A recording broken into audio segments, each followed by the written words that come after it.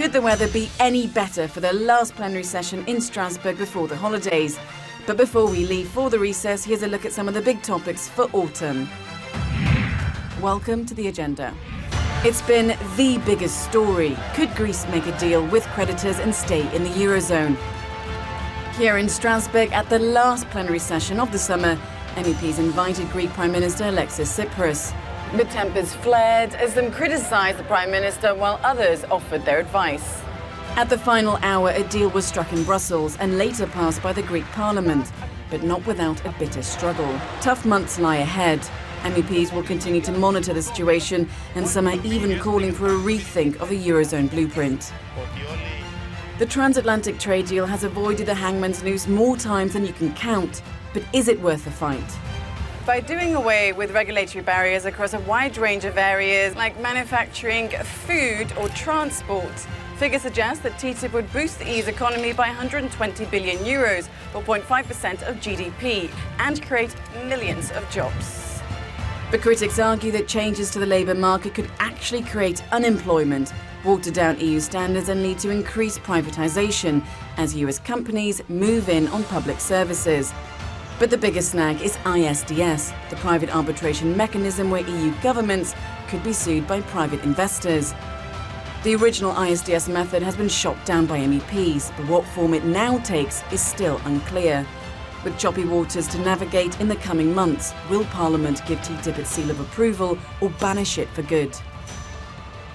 Is Europe's obsession with security deadly? That's what protesters had to say when they staged a protest on the waters outside the Court of Human Rights in Strasbourg to show their solidarity with the thousands of migrants who have died trying to cross the waters of the Mediterranean into Europe. A tragedy that saw hundreds drown off the Mediterranean coast in April was the catalyst that finally galvanised European leaders to come up with a solution to the migrant crisis. But getting the action plan up and running has been no easy task. The sticking points were relocation in all EU member states of 40,000 migrants already arrived in Italy and Greece, and the resettlement of 20,000 refugees coming from third countries. You make it or you die. The finer details, how to go about doing this, are still to be decided. With some around the corner, MEPs gave consent to provide an extra 69.6 million euros of funding to Frontex to help manage the situation better. And in December, the Civil Liberties Committee will present their own initiative report to the plenary. And now for some stories expected to hit the headlines in the autumn. It's become trendy to go organic. The industry has expanded so rapidly in the last 5 years that better quality controls are needed. Labelling and other quality ensuring measures are on the way. It's a law that could redefine the foods we eat. Novel foods, which could soon include algae, fungi and, would you believe it, insects, will be subject to stricter safety measures, with the Parliament voting on proposed legislation in October.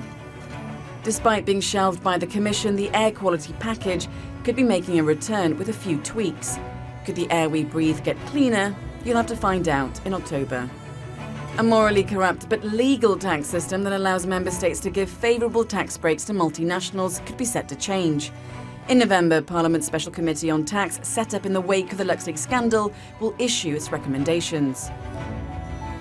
Could Europe give a helping hand to its flagging economy? One idea being proposed is a capital markets union by 2018. We'll find out more when the project gains momentum in October.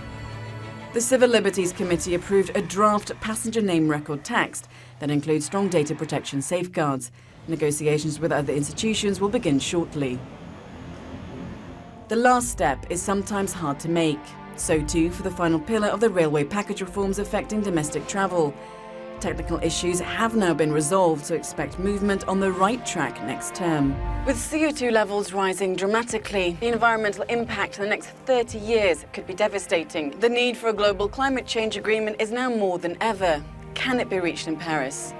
The big polluters like China and the US are finally on board, so it's looking positive that a global agreement can be reached to lower emissions. Will this be the last tango in Paris, or will world leaders default on saving the environment? Wait and see in December. And that's all we have for this agenda. Take care and enjoy the holidays.